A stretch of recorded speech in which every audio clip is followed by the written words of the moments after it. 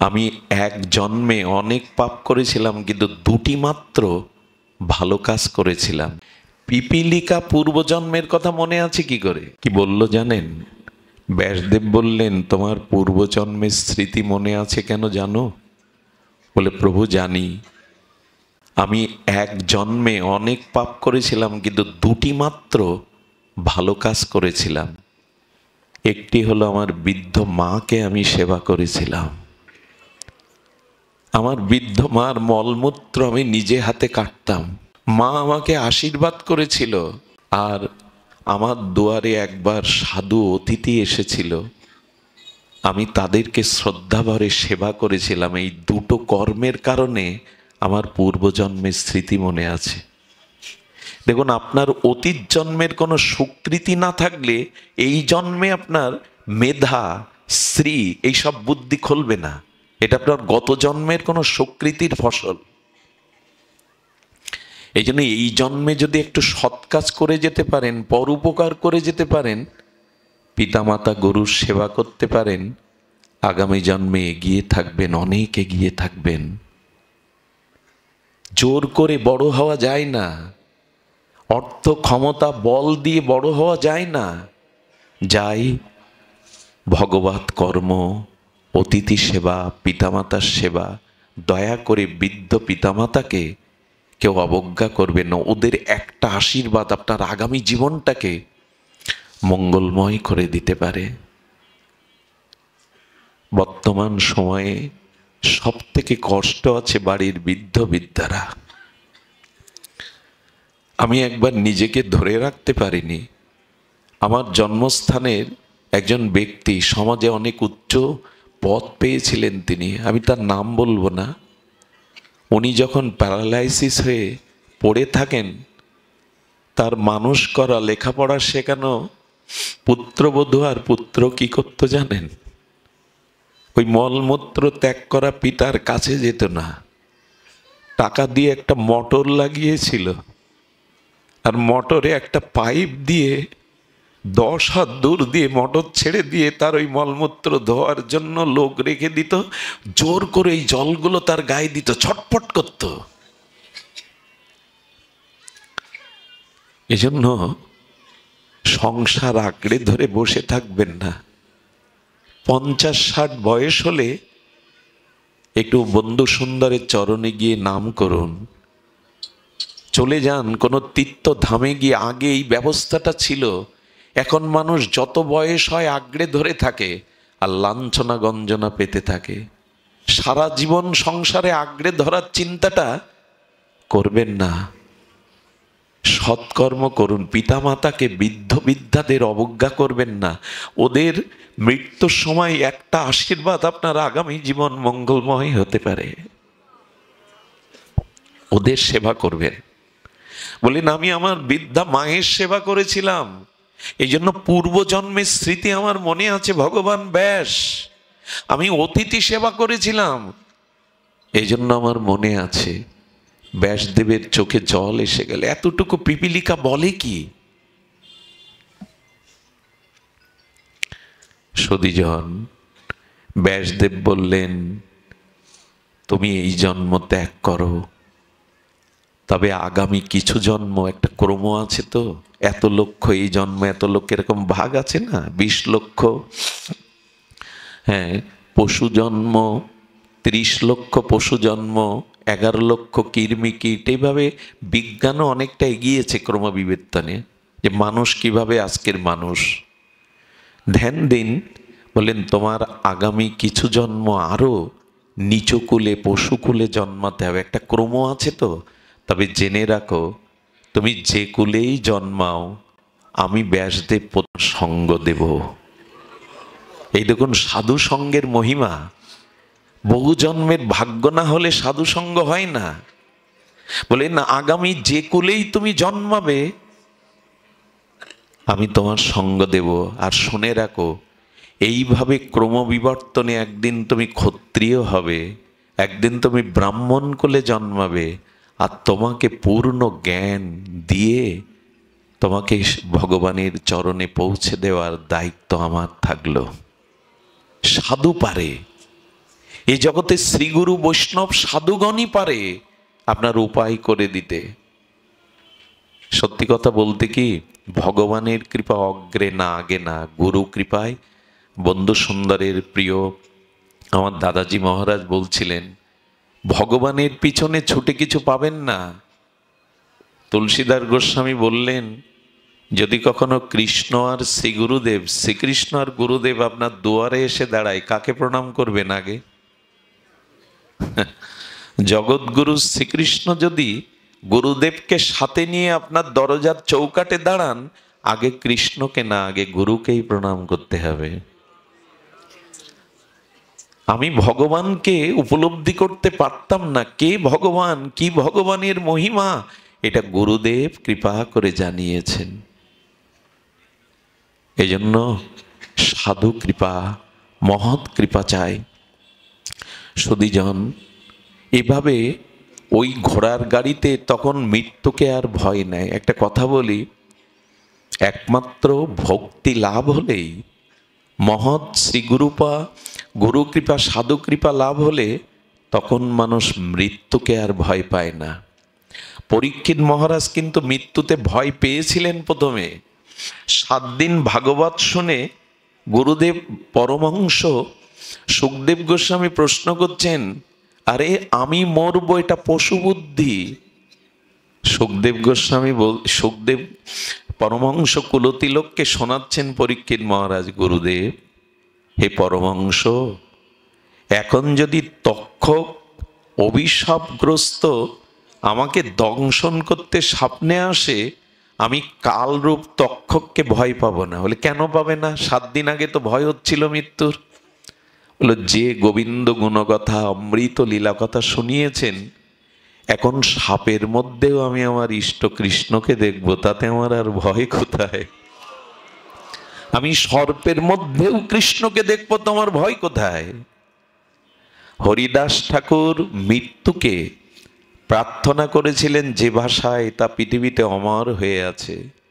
হরিদাস ঠাকুর মহাপ্রভুকে বলেছিলেন, হৃদয়ে ধরিব তোমার ও কমল চরণ। দেখুন তো এই মৃত্যুটা কেমন, এটা ভয়ের মৃত্যু না, এটা বিজয়ের মৃত্যু, উৎসবের মৃত্যু, আনন্দের মৃত্যু। হৃদয়ে ধরিব তোমার ও কমল চরণ, নয়নে হেরিব তোমার ও চন্দ্র বদন, জিহ্বায় উচ্চারিব শ্রীকৃষ্ণ চৈতন্য নাম, এই মতো ইচ্ছা মোর ছাড়িব পরাণ। এ মৃত্যু তো ভয়ের না, এ মৃত্যু তো অন্ধকারের না। হরিদাস বলছেন, আমি চলে যাব কেমন করে জানো? তোমার কমল চরণ দোকানা বুকে ধরব, আমার নয়ন ভৃঙ্গ ভ্রমর, তোমার কমল বদনের ওই অমৃত মাধুর্য পান করতে করতে, জিহ্বায় শ্রীকৃষ্ণ চৈতন্য, শ্রীকৃষ্ণ চৈতন্য বলতে বলতে আমি চিরদিনের মতো তোমাতে কই এই মৃত্যু তো ভয়ের না। আগে থেকে প্রস্তুতি নিন, যাতে মৃত্যুর সময় অন্তত ভগবানের চরণ স্মরণটা হয়, বন্ধু সুন্দরের মুখের বদনটা নয়নে ভেসে ওঠে। কারণ ওই বদন চোখের সামনে মৃত্যুর সময় আসলেই আর আপনার পরাগতি ছাড়া, শ্রেষ্ঠ গতি ছাড়া নিম্ন গতি হবে না। কিন্তু প্রস্তুতি তো চাই। এই জন্য ভগবানের কাছে প্রার্থনা করবেন, মৃত্যু তো আসবে, সেদিন যেন পিতামাতা, স্ত্রী, পুত্র কারো মুখ না মনে পড়ে, সেদিন যেন তোমার মুখখানা, তোমার চরণটাই মনে পড়ে। অন্য কোনো দৃষ্টি যেন আমার ওদিকে না যায়। এই জন্যই তো ভগবানকে স্মরণ করতে হয়। এক ভক্ত প্রশ্ন করেছিল, ভগবান, মৃত্যুর সময় অনেক মানুষের স্মৃতিশক্তি লোপ পায়, চেতনা থাকে না, তখন যদি অবচেতন হয়ে তোমার নাম না নিতে পারে?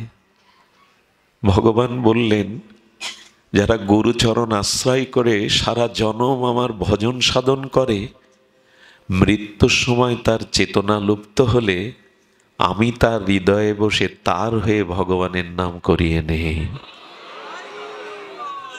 ও দায়িত্বটা তখন আমার উপরে এসে পড়ে। আহা, ও দায়িত্বটা তখন আমার উপরে এসে পড়ে। সারা জীবন তুমি আমাকে ভজন করেছো, এখন আমার দায়িত্ব তোমার হয়ে ভগবানের নাম করে দেওয়া। এ আমার আবেগের কথা নয়, খুব ভুল হয়ে যাচ্ছে আমাদের। ভজন না করে খুব ভুল হয়ে যাচ্ছে। কুকুর শুকরে জন্মালে তো কিছু করতে পারবো না। সংসার করতে হয় বলে এরকম মেতে থাকতে হয়। খাওয়া পরা ভোগ বিলাস আনন্দ ফুর্তি নিয়েই কাটাতে এসছে জীবন। তবে বন্ধু সুন্দর কি ভুল করলো? কান্তি বন্ধু ব্রহ্মচারী মহারাজ কি ভুল করলো? এই সাধু সন্ন্যাসীরা রূপ সনাতন কি ছেঁড়া কাঁথা গায়ে দিয়ে রাজমন্ত্রী, তারা বৃন্দাবনের ধুলাই ছেঁড়া খাতা গায়ে দিয়ে পড়ে থাকে, তারা কি ভুল করলো? না ভুল আমরা করছি। সংসার চিরদিন থাকবে না, রূপ যৌবন এই গৃহ থাকবে না। একটা মূল্যবান কথা কি জানেন? জন্মের সময় আমি স্ত্রীকে সাথে নিয়ে আসিনি, পুত্র কন্যাকে সাথে নিয়ে আসিনি, পিতামাতাকেও সাথে নিয়ে আসিনি, আবার মৃত্যুর পরেও এদের সাথে নিয়ে যাব না, সম্বন্ধ থাকবে না। মাঝগানের এই কটা দিন এরাই সব হয়ে গেল, ভগবানকে ভুলে গেলাম। অথচ জন্ম জন্মান্তরে তো ভগবানই আমার। চক্ষু দান দিলা যেই, জন্মে জন্মে প্রভু সেই। গুরুদেব তো এক জন্মের নয়, রাধারানী তো এক জন্মের নয়, আমার গৌর সুন্দর তবে এক জন্মের নয়, জন্ম জন্মান্তরে। তাকে ভুলে থাকাটা ঠিক না। সাধু সঙ্গে আসলেই বিবেক জেগে ওঠে মানুষের। আমাকে কিছু করতে হবে, দ্রুতই করতে হবে, সময় ফুরিয়ে আসছে। এই জন্য সাধু সঙ্গে তদোদয়ে তো বিবেক, বিবেক জেগে ওঠে। এটা আর কোথাও ওঠে না, বিশ্ববিদ্যালয়েও ওঠে না। সাধু সঙ্গেই বিবেক জেগে ওঠে। এরপর এই পিপীলিকা আরো কত প্রাণী কুলে জন্মালেন, শেষে ক্ষত্রিয় কুলে জন্মালেন। তখনই ব্যাসদেব আবার এলেন। এই যে আপনাদের সাথে তো আমার কোনো রক্তের সম্পর্ক নাই, কোনো স্বার্থের লেনা দেনা নেই, কিন্তু অনেক মুখ দেখে মনে হয় আপনারা আমার অনেক জন্মের চেনা, যেন আপনাদের কোনো জন্মে। আসলে এই যারা স্বজাতীয় সঙ্গ করে এক জন্মের না, এটা অনেক জন্ম ধরে করে আসছেন আপনারা, এটি এক জন্মের না। ব্যাসদেব আবার এসেছেন, এসে বলছেন ক্ষত্রিয় হয়ে জন্মেছ, মানুষের দান ধ্যান করো, মানুষের ভয় দূর করো, আর 50 পেরিয়ে গেলে ভগবানের ভজনে মনোনিবেশ করো। ছোটবেলায় স্কুলে মনে পড়তো, শেষের ক্লাসে মন বসতো না, মনটা চলে যেত কখন ঘন্টা পড়বে। ছাতা ব্যাগ জলের বোতলগুলো গুছিয়ে নিতাম, দৌড় দেব, মুক্তির আনন্দে ছুটি হয়ে গেছে, এই জন্য বাচ্চাগুলো সব গুছিয়ে নিত। আমরা গোছাচ্ছি তো ঘন্টাটা পড়বে সামনে, আমরা গোছাচ্ছি তো চলে যাওয়ার। একটা অদ্ভুত কথা কি জানেন? গর্ভে, মাতৃগর্ভে সন্তান এলে অনেক প্রস্তুতি নেয় মানুষ। তার ওজন কেমন, কমাস হলো, তাকে তার অবস্থানটা কেমন, নেয় না? কত প্রস্তুতি নেয় না? ঠাকুরমা কাঁথা সেলাই করতে শুরু করে, কেউ খেলনা কিনে রাখে। জন্ম হবে বলে এত প্রস্তুতি, মৃত্যুর প্রস্তুতি নিয়েছ তো? জন্মের জন্য এত প্রস্তুতি, মৃত্যুর প্রস্তুতি নাই। বলে সেটা আবার কেমন? বলে মৃত্যুর প্রস্তুতি হলো আগামীকালের সূর্য আমার জন্য নাও উঠতে পারে, তাই যা করার এই সময়ের মধ্যে করে নাও, ভগবত স্মরণটা করে নাও। আগামীকাল সূর্য আমার জন্য নাও উদয় হতে পারে। এ কি মানুষকে আবেগ দিয়ে বলা কথা? এই জন্য গীতায় বলছেন, তস্মাৎ সর্বেষু কালেষু মামনুষ্যর যুদ্ধ চ। আর মহাপ্রভু আমার বঙ্গজননীর ভাষায় তিনি বলে গেলেন, খাইতে শুইতে উঠিতে বসিতে যথা তথা নাম লও। নিঃশ্বাসকে বিশ্বাস করবেন না, ভুল হয়ে যাবে। এই জন্য বললেন ভজন করো, আগামী জন্মে তুমি ব্রাহ্মণ কুলে জন্মাবে, আর এই ব্রাহ্মণ কুলে জন্মালেই তুমি পূর্ণাঙ্গ ভগবত কৃপার অধিকারী হবে। ব্যাসদেব অভয় দিলেন, ভজন করার কৃপা সঞ্চার করলেন, ভজন করে দেহ ত্যাগ করল। পরবর্তীকালে ইনি ব্রাহ্মণ কুলে এসেছিলেন এবং পূর্ব সংস্কার অনুযায়ী বৈষ্ণব ব্রাহ্মণ হয়েছিলেন। ব্রাহ্মণের মধ্যে যদি ভক্ত বা বৈষ্ণব ব্রাহ্মণ হয় তাহলে জানবেন সে সোনায় সোহাগা। মহাপ্রভু বলেছে, ব্রাহ্মণ কুলে জন্মানোটা ভাগ্যের বটে, কিন্তু ব্রাহ্মণ কুলে জন্মে যদি হরিভজন না হয়, ভগবত ভক্তি না হয়, তবে এই উচ্চকুল তোমার কিছু করে দেবে না। ব্রাহ্মণ কুলে জন্মাতে পারো তুমি পূর্ব সুকৃতিতে, কিন্তু হরিভজন বিমুখ হলে ওই উচ্চকুল তোমার কিছু করে দেবে না। কই মহাপ্রভু তো ব্রাহ্মণ কুলে এসেছিলেন, অভিমান করেননি তো। মহাপ্রভু তো ধুলাই লুটাচ্ছে, কই উনি তো অভিমান করেননি।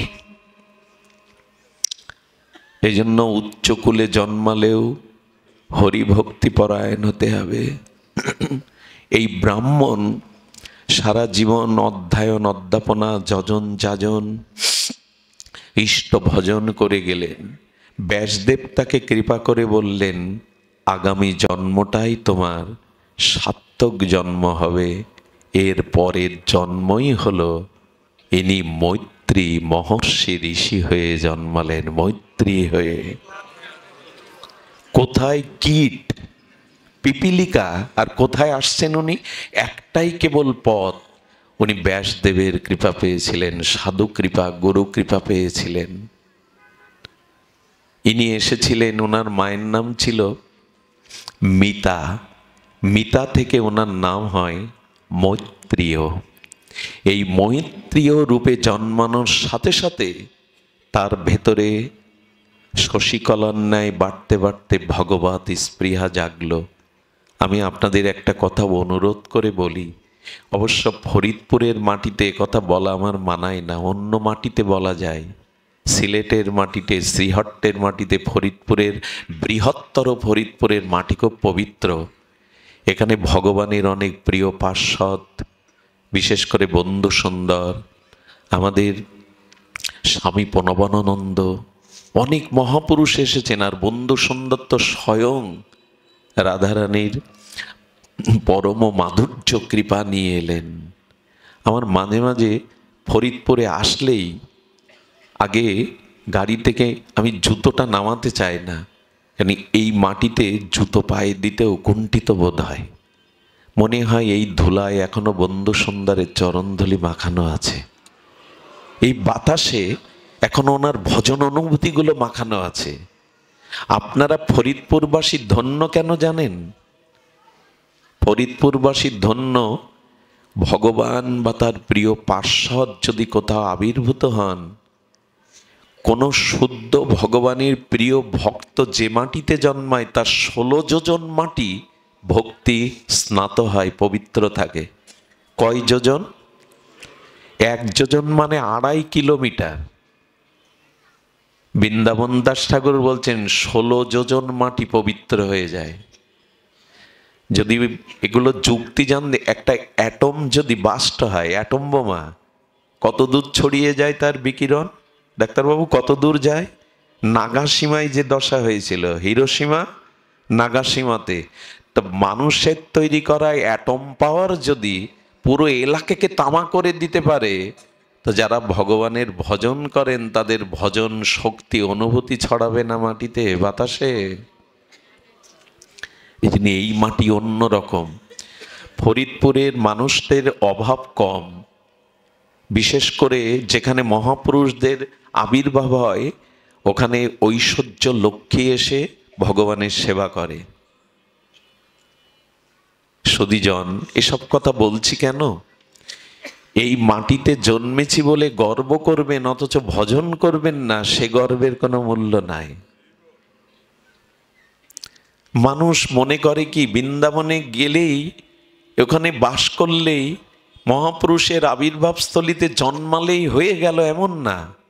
আচ্ছা বলুন তো, আয় করে দিতে পারে একজন, আপনার আয় করে বাজার করেও আনতে পারে, বাজার করে সবজিগুলো আমানিও করতে পারে, আমানি করে রান্নাও করতে পারে, রান্না করে থালায় পরিবেশনও করতে পারে, থালা থেকে হাতে করে আপনার মুখে তুলে দিতে পারে, কিন্তু ওটা চর্বিত চর্বণ কেউ করে দিতে পারে? ভজনটা আপনাকেই করতে হবে। অমুক মাটিতে জন্মেছে এই অভিমানে ভজন না করে বসে থাকলে মুখে তুলে দিতে পারে, চাবাতে হবে তো, চর্বণ করতে হবে তো নিজেকেই। এই জন্য এই মাটির অপমান হবে যদি ভজন না করেন। যেমন হরিদাস ঠাকুর যে দেশে জন্মেছে, সে দেশে যদি নামের প্রভাব না থাকে, নামের রুচি না থাকে, তবে সেই মাটি অপমানিত হবে। এই জন্য আপনারা ভজন করুন। আর ভজনের মধ্যে শ্রেষ্ঠ কি জানেন? সাধু সঙ্গে হরিকথা শ্রবণ করা। এটাই ভজনের অন্যতম শ্রেষ্ঠ উপায়। অন্য উপায় যেগুলি আছে, কিন্তু ভাগবত প্রাধান্য দিয়েছেন সাধু সঙ্গে হরিকথা। শুনুন, সা বৈ পুংসাং বিশ্বাসকেন কথা সুজা ন অৎপদায়েদ যদি রতিং শ্রমৈব হি কেবলম। অমল পুরাণ ভাগবতজি বলছেন, দান ধ্যান পুণ্য কর্ম যাগ যজ্ঞ যা কিছু করো, একরকম বৃথা হবে, ব্যথা হবে, যদি ভগবানের কথায় রুচি না হয়, ভগবত কথায় রুচি না হয়। বিশ্বাস কেন কথা সুজা ন উৎপদায়েদ যদি রতি। তোমার ভগবত ভক্তি হবে না যদি ভগবানের দিব্য মাধুর্য মণ্ডিত নামরূপ লীলা কথা সাধুমুখে না শোনো। অর্জুনের মোহ দূর হয়নি, যজ্ঞ করে দূর হয়নি, দান ধ্যান করে দূর হয়নি, ভগবানের চিন্ময় বাণীর দ্বারা দূর হলো। পরীক্ষিত মহারাজের অভিশাপ কৃষ্ণ প্রাপ্তি এমনি হয়নি, সাধুমুখে হরি কথার দ্বারাই হলো। এই জন্য যখনই সময় পাবেন, কলিযুগে মানুষের ভগবত ভক্তি প্রাপ্তির অত্যন্ত সহজতর করে দিয়েছেন মহাপ্রভু বন্ধু সুন্দর নিতাই চাঁদ কৃপা করে। বললেন দুটো জিনিস করো, তোমাদের উদ্ধারের ভার আমার। মহাপ্রভু বলছেন, ভাগবত বলছেন, দুটো জিনিস কি? বলো, কানটা খাড়া করো আর জিভটা নাড়াও। খুব কষ্ট কি এ দুটো? জপ তপ দান যজ্ঞ তীর্থ পর্যটন দরকার নেই। যেখানে বিশুদ্ধ ভজনানন্দী নির্মল চরিত্র সাধু কথা বলছে ভগবানের কথা, কান খাড়া করে ওই হরি কথা কর্ণ দিয়ে প্রবেশ করাও। আর কাজের ফাঁকে সমস্ত কর্মের মধ্যে জিহ্বাটা হরে কৃষ্ণ কৃষ্ণ কৃষ্ণ হরে হরে, হরে রাম রাম রাম হরে, নাড়াও, জিভটা নাড়াও। জিভ নাড়াতেও যদি অলসতা হয়, আর কান খাড়া করতেও যদি অলসতা হয়, তাহলে আর উপায় কি হবে আমাদের? এই দুটোতেই বেড়া পার হয়ে গেলেন, জন্ম মৃত্যুর ওপারে যেতে পারবেন। সুধীজন, এই জন্য হরি কথাতে রুচি আনতে হবে। না হলে একটা সুন্দরী যুবতীকে অলংকার পরান, 20 ভরি 50 ভরি ওই শালঙ্করা করুন, কিন্তু ওই রমণীর গায়ে সবাই থুতু ছিটাবে যদি তার অঙ্গে কোনো বসন না থাকে। হোক সুন্দরী, হোক তাকে স্বর্ণ অলঙ্কার পরিহিতা, বসন না থাকলে কিন্তু ধিক্কার পাবে। তেমন তোমার দান ধ্যান পুণ্যকর্ম আছে, অথচ সাধু সঙ্গে তোমার হরি কথাতে রুচি হয়নি, জানবে ওগুলো বৃথা, ওগুলো বৃথা, ওতে কাজ হবে না। তো এই মৈত্রী এই মৈত্রীয় যখন জন্মালেন, ভাগবতের প্রতি তার পূর্ব সংস্কারে রুচি এলো। যখন রুচি এলেন, কার কাছে ভাগবত শিক্ষা গ্রহণ করবেন? দেখুন, এই ভাগবত বলতে গেলেও একটা পরম্পরা লাগে। পরম্পরা ছাড়া অনেক শ্রোতা আছে, তারা পাঠ শোনে না সবার মুখে। পরম্পরা মানে এই যে বিদ্যুৎটা এখানে বাল্ব আকারে জ্বলে অন্ধকার দূর করছে, এর উৎস কি এখানে এই বাল্বের মধ্যে? পাওয়ার হাউসে। ওই পাওয়ার হাউস থেকে মূল শক্তিটা কেন্দ্রায়িত হয়ে আপনার সেই 11,000 ভোল্ট থেকে বিভাজন করে 420 ভোল্টের দ্বারা আবার তার টেনে সুইচ মিটার লাগিয়ে যতটুকু ধারণ ক্ষমতা এখানে সেটা জ্বলছে। পাওয়ার হাউস যদি এখন উৎপাদন বন্ধ করে দেয়, সুইচ দিয়ে বাল্ব খাটিয়ে কেউ করবেন, জ্বলবে না। তো ভাগবতেরও একটা পরম্পরা আছে, সেই পরম্পরা কি শুনুন। ভগবান এই ভাগবত জ্ঞান দিলেন ব্রহ্মাকে, ব্রহ্মা দিলেন নারদকে, নারদ দিলেন বেদব্যাসকে, বেদব্যাস দিলেন সুখদেবকে, ছিল সুখদেব দিলেন সুতমুনিকে। তেমন যারা ভাগবত বলছেন তাদের ভাগবত পরম্পরাও থাকতে হবে। দুটো শ্লোক মুখস্থ করে আর বিভিন্ন কিছু দিয়ে আপনাদের 3 ঘন্টা বসিয়ে রাখার নাম ভাগবত না। এই জন্য আমার মতো পাঠকের মুখে হরিকথায় আপনাদের কোনো কাজ করবে না। শুদ্ধ পরম্পরা থাকতে হবে। বিশ্বাস করুন, আমি ক্লাস 6-এ উঠে আর পড়াশোনা করতে পারিনি, পিতা চলে যায়। আমি মাঝে মাঝে নিজেও কল্পনা করতে পারি না যে আমি বলছিটা কি। সারা দিন কর্মে ব্যস্ত থাকতে হয়, আমি গ্রন্থ দেখবার সময় পাই না। কিন্তু পরবর্তী বুঝলাম, যখন আমার বোধোদয় হলো, এটা গুরু পরম্পরার শক্তি। ভাগবত বলা যায় না, ভাগবত প্রকাশ হয়। ভাগবত কখনো মুখস্থ করে মানুষকে মোহিত করার বস্তু নয়, এটি স্বপ্রকাশ ধর্মী, গুরু কৃপায় প্রকাশ হয়। ডক্টর মহানম্রত ব্রহ্মচারী কি ভাগবত গঙ্গন্তরী এমনি হতে পারে? নরেন দত্তকে কি বিবেকানন্দ হয়ে চিকাগো জয় করতে পারে? এর পেছনে গুরু শক্তি, অন্য কিছু না। এই জন্য নিজের কোনো পাণ্ডিত্যে এখানে কিছু হয় না। পরম্পরা শক্তির মাধ্যমে দীক্ষাও নিতে হয়, হরিকথা সঙ্গ করতে একটা পরম্পরা। মাঝখানে পাওয়ার হাউসের মাঝখানে কোনো সেট পড়লে এই আলো জ্বলবে না। আমরা পরম্পরাটাই ভুলে গেছি, জানি না। তো আমার বলবার অভিপ্রায় হলো, এই মৈত্রী ঋষি পরম্পরায় চলে গেছেন কার কাছে জানেন? পরাশরের কাছে। ব্যাসের পিতা পরাশর ঋষির কাছে। উনি ভাগবত পরম্পরা পেয়েছিলেন। ওনার কাছে গিয়ে যখন ভাগবত শিক্ষা গ্রহণ করলেন, বললেন, গুরুদেব আমি লেখাপড়া জানি না, গুরু কৃপায় ওর মধ্যে ভাগবত প্রকাশ ঘটিয়ে দিলেন। কিন্তু ভাগবতের যথার্থ প্রকাশের অধিকারী হয়েছে কিনা একটা পরীক্ষা নিলেন। পরীক্ষা ছাড়া তো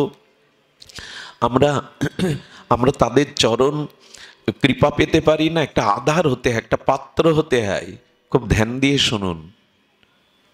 মৈত্রীকে বললেন, আমাকে একটু সোনা দক্ষিণা দাও। কি চাইল? সুবর্ণ, সোনা। মৈত্রী ঋষি ভাগবত বুঝেছেন কিনা, উনি যথার্থ তত্ত্বজ্ঞ হয়েছেন কিনা, গুরুদেব পরীক্ষার জন্য কি চাইলেন?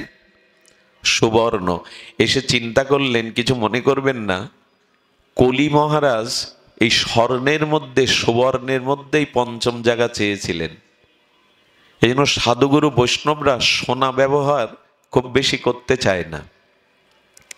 কারণ সোনার মধ্যে, আচ্ছা আপনি চিন্তা করতে পারেন, পরীক্ষিত মহারাজের মতো বৈষ্ণব কুলতিলক সে কেন মৃগয়া শিকার করতে গিয়ে মুনির গলায় সাপ জড়িয়ে দিল? এই বুদ্ধি ওনার কোথা থেকে এলো? একজন এমন আচার্য, পাণ্ডবদের উত্তরস্বরী, গর্বেই যিনি ভগবান দর্শন করেছেন, সে মুনির গলায় সাপ জড়িয়ে দেবে, এই বুদ্ধি ওর কোথা থেকে এলো? বলো, উনি দুর্যোধনের পোশাক আর মুকুটটা পরেছিলেন একদিন। ওই সোয়াতেই তার মধ্যে কলি প্রবেশ করলো, মৃগয়ায় নিয়ে গেল, বুদ্ধিভ্রষ্ট করে দিল। সুধীজন, উনি বললেন গুরুদেব আমার কাছে সুবর্ণ চেয়েছেন, কিন্তু সুবর্ণ তো গুরুদেবের চাওয়ার বস্তু না। এই দেখুন কেন অধিকারী হওয়া লাগে। উনি গণ্ডকী নদীর তীরে গিয়ে তপস্যা করে একটা শিলা পেলেন, শালগ্রাম শিলা। ওটাই পরাশরকে উপহার দিয়ে বলছেন, গুরুদেব আপনার সুবর্ণ এনেছি। পরাশর তাকিয়ে বললেন, এটা তো নারায়ণ শিলা, এটা সুবর্ণ কোথায়? হাত জোর করে বললেন, গুরুদেব সুবর্ণ শব্দের অর্থ ধাতু সোনা, আরেকটি অর্থ যদি আপনি কৃপা করে আমাকে বলবার অনুমতি দেন, সুবর্ণ, যার বর্ণ উজ্জ্বল, সু, এই সুবর্ণ একরকম ভগবানকেই বলা হয়। উনি বুঝলেন আমি উপযুক্ত জায়গায় জ্ঞান দিয়েছি, বুঝতে পেরেছে। বললেন তো সুবর্ণই ভগবান, তাই নারায়ণ শিলা তোমার কাছে ভগবান। বলে যদি কৃপা করেন, অনুমতি দেন, তবে এই নারায়ণ শিলার মধ্যে চতুর্ভুজ ভগবান প্রকট হয়ে যেতে পারে আপনার কৃপা হলে। উনি হাত জোড় করে স্তুতি করতে লাগলেন, হে ভগবান, ভগবত কৃপা শক্তিতে তুমি প্রকট হও। ওনার স্তুতি শুনতে শুনতে চতুর্ভুজ নারায়ণ প্রকট হয়ে গেলেন, শিলার মধ্যে দিয়ে প্রকট হয়ে গেলেন। এটা যদি পুরাকালে আমাদের বর্তমান সময়ে বৃন্দাবনে রাধা রমনকে দেখতে যান না অনেকেই, গোপাল ভট্ট গোস্বামীর সেবিত বিগ্রহ রাধা রমন দেখেন না বৃন্দাবনে, অনেকে এর মধ্যে আছেন, গেছেন। এই রাধা রমনও শিলা ছিল। গোপাল ভট্ট গোস্বামী বাদ কেঁদেছিল, সব মন্দিরে তোমাকে সিঙ্গার করে, পোশাক পরায়, তোমাকে যদি একটু পোশাক পরিয়ে সিঙ্গার করে তোমাকে একটু আরো সাজাতে পারতাম। চোখের জলে প্রার্থনা করে যে সকালে গিয়ে দেখে শিলার মধ্যে দিয়ে রাধা রমন প্রকট হয়ে গেছেন, রাধা রমন প্রকট হয়ে গেছেন। দেখুন এই রাধা রমন যখন প্রথম প্রকট হয় তার ঠোঁট বোঝানো ছিল। অবাক হয়ে যাবেন, বৃন্দাবনের রাধা রমনের এখন 4-5টা দাঁত বেরিয়েছে, ঠোঁটটা একটু ফাঁকা হয়ে গেছে। আশ্চর্য না? একবার বৃন্দাবনে গেলে গোপাল ভট্ট গোস্বামী রাধা রমন দর্শন আপনি চোখ ফেরাতে পারবেন না। প্রথমে ঠোঁটটা অধরটা বোঝানো ছিল, কয়েকটা সরু দাঁত বেরিয়েছে, এখন একটু ফাঁকা হয়ে গেছে, নয়ন ফেরাতে পারবেন না। ভগবান ভক্তের ভক্তি ভাবনার কাছে বশ হয়ে যান, ভক্ত যেভাবে তাকে চায়। গদাধর পণ্ডিত গোস্বামী বলছেন, আমি মালা দিতে পারি না, মাজা পড়ে গেছে, এত বয়স হয়েছে, চন্দন দিতে গিয়ে কখনো চোখে লেগে যায়, ঠোঁটে লেগে যায়, উঁচু হতে পারি না, একটু বসতে পারো না ঠাকুর? ইচ্ছা করে একটু চন্দন দিতাম, মালা দিতাম। যেই না রাত্রে বলেছে, সকালে মঙ্গলা দিতে গিয়ে দেখে ঠাকুর পদ্মাসনে বসে পড়েছে, আর যাতে কষ্ট না হয় ভক্তের। ভক্তি থাকলে ভগবান বশ হয়ে যান তার। তো যখন নারায়ণ প্রকট হয়ে গেছেন, ধন্য ধন্য করে বুকে জড়িয়ে নিলেন, বলেন আজ থেকে ভাগবতের পূর্ণাঙ্গ কৃপা শক্তি তোমার মধ্যে প্রকাশ হোক মৈত্রীয়। তাহলে ভগবানের শেষ উপদেশ শোনার অধিকারী হন। ভগবানের মুখে একটা কথা বলি, অনেকেই বলেন আমি লেখাপড়া জানি না, সংস্কৃত শ্লোক পড়তে পারি না, আমি কি করব? অনুরোধ করে শেষ করছি, বিশ্রাম শেষ তো করা যায় না, বিশ্রাম করছি। ভক্তি যদি প্রকাশ হয়, লেখাপড়া বাঁধবে না। মহাপ্রভু বলেছিলেন পৃথিবীতে ভাগবতের সর্ববৃহত্তম শ্রেষ্ঠ টিকা শ্রীধর স্বামীর। কোন নাম বললাম? শ্রীধর স্বামী। মহাপ্রভু বললেন স্বামীকে যে মানে না সে পতিতা।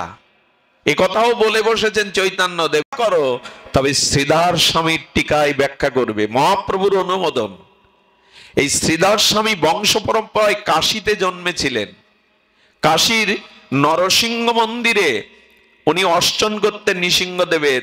কাশীতে বাস করে পরম্পরায় পণ্ডিত বর্গের পরম্পরা হয়ে লেখাপড়াই জানতেন না, স্কুলে যাননি। 20 বছর নরসিংহদেবকে সেবা করেছেন। আর এই লেখাপড়া না জানা কাশিতে তাকে টিটকারি কাটত। বড় পণ্ডিত, শ্রেষ্ঠ পণ্ডিত, কাশীর সেরা পণ্ডিত, একদল লোক তো থাকে উপহাস করার, চিরকালই থাকে। ওকে বড় কষ্ট দিত। কি পণ্ডিত, কোথায় চলেছেন? লেখাপড়া জানে না তো। একদিন কাশীতে এসছেন দুইজন অধ্যাত্মবিদ, তারা আধ্যাত্ম শিক্ষা, শাস্ত্র শিক্ষা করবে বলে এসেছেন।